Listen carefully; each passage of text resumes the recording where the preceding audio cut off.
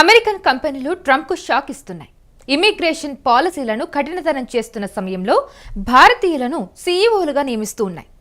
ఒకవైపు Trump H-1B వీసాలపై ఫీజును $1,00,000 పెంచి పొమ్మనలేక పొగపెడుతున్నాడు. అయితే మరోవైపు ట్రంప్ నిర్ణయాన్ని ఏమాత్రం ఖాతరు చేయకుండా అమెరికన్ కంపెనీలు భారతీయులను లీడర్షిప్ పొజిషన్లో ఉంచుతూ ఉన్నాయి.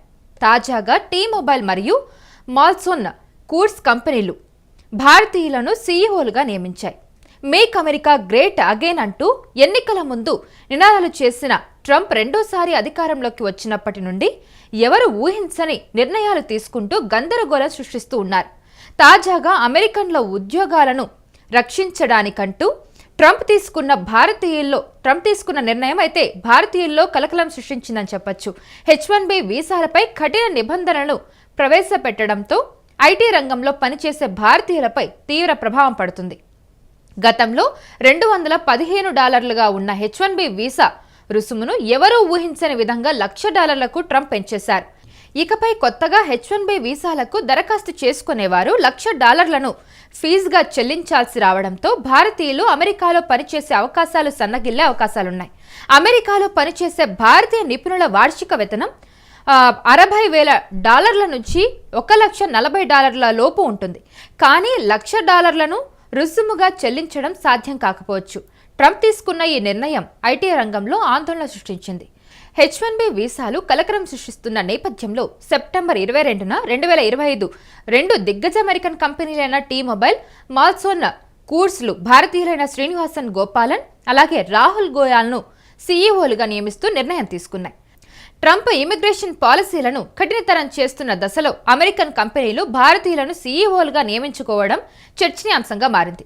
ఈ నియామకాలు అమెరికన్ కార్పొరేట్ లీడర్షిప్లో పెరుగుతున్న భారతీయుల ప్రభావాన్ని ఎత్తిచూపుతోంది. టీ-మొబైల్ కంపెనీకి సీఈఓగా నియమించబడ్డ శ్రీనివాసన్ గోపాలన్ ప్రస్తుతం ఆయన టీ-మొబైల్లో చీఫ్ ఆపరేటింగ్ ఆఫీసర్గా బాధ్యతలు నిర్వహిస్తూ ఉన్నారు.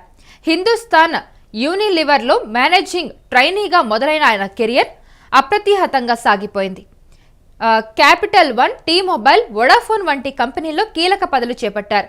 2021లో డ్యూష్ టెలికాం జర్మనీ బిజినెస్ సీఈఓగా పనిచేసి రెండింతల వృద్ధిని సాధించారు. 2025 మార్చిలో టీ-మొబైల్లో చీఫ్ ఆపరేటింగ్ ఆఫీసర్గా చేరారు.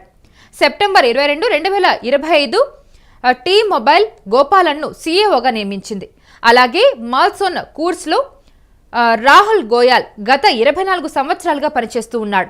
కంపెనీ యొక్క విజయవంతమైన వెంచర్లలో కీలక పాత్ర పోషించిన గోయల్ కెరియర్ మాల్సోన్ కూర్స్లో 3 ఖండాల్లో విస్తరించింది. 2019లో చీఫ్ స్ట్రాటజీ ఆఫీసర్గా నియమించబడిన గోయల్ను మాల్సోన్ కూర్స్ సెప్టెంబర్ 22, 2025న సీఈఓగా నియమించింది. అంతుచిక్కని విధానాలు, కఠినమైన H-1B వీసా నిబంధనలతో భారతీయులను అణిచివేయాలని చూస్తున్న ట్రంప్కు రాహుల్ గోయల్, శ్రీనివాసన్ గోపాలన్ల నియామకాలు షాక్ ఇచ్చాయని చెప్పాలి. వీరి నియామకాలు అమెరికన్ కంపెనీలలో భారతీయుల ఆధిపత్యాన్ని ఎత్తిచూపుతూ ఉన్నాయి.